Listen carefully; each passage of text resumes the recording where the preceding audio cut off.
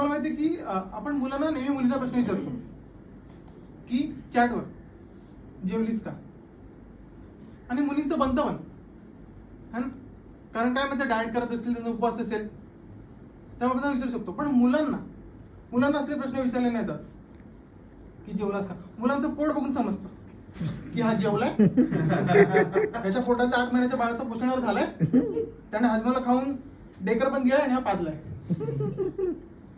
आणि मला असं वाटतं ना की मुलींना फॅट येते, आपण ढेपशे होते. होय, कारण ना मला वाटतं आपण पोट असं टेकवलं ना खाली तर आपण असं हाताने गोल गोल फिरू शकतो. पेन्सिल टाकून टोक काढू शकतो आपण. आणि कधी मला वाटतं की यार मुलींना नका विचारू जेवलीस का, जरा डीप जा, त्यांच्या काळजालाच घाला, त्यांना हगलीस का विचार.